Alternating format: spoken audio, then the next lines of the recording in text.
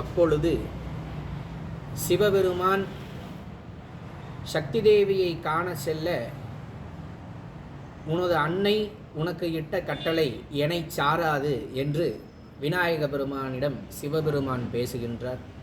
எனினும் விநாயக பெருமான் தன்னுடைய தாய் இட்ட கட்டளையை நிறைவேற்றுவதற்காக சிவபெருமானை உள்ளே அனுமதிக்கவில்லை. வேறேதோ சிந்தனையில் இருந்த சிவபெருமான் திருக்கைலாயத்திற்கு எழுந்தருளி அவருடைய பீடமான கைலாய பீடத்தில் அமர்ந்து சிவகணங்களுக்கும் பூதகணங்களுக்கும் உத்தரவிட்டு அங்கே சென்று அந்த சிறுவனிடம் பாலகனிடம் என்னை பற்றி விவரித்து விவரங்களை சொல்லுங்கள் என்று பூதகணங்களையும் சிவகணங்களையும் சிவபெருமான் அனுப்புகின்றார். அங்கு சென்ற சிவகணங்களும் பூதகணங்களும் விநாயக பெருமானோடு விவாதம் செய்கின்றனர். எனினும் விநாயக பெருமான் சமாதானமாகாமல் எவரையும் உள்நுழைய அனுமதிக்கவில்லை. அதனைத் தொடர்ந்து பூதகணங்கள் அனைத்தும்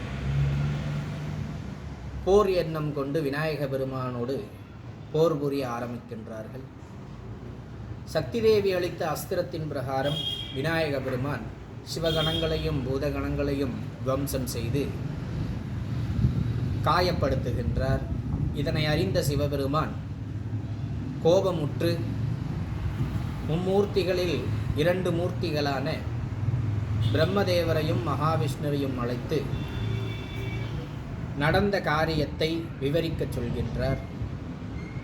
உடனே விஷ்ணுவும் பிரம்மதேவரும் விநாயக பெருமான் இருக்கும் இடத்திற்கு எழுந்தருளி அங்கே விவரங்களை எடுத்துச் சொல்ல விநாயக பெருமான் இவ்விருவரும் சொன்னபோதும் சமாதானமாகவில்லை.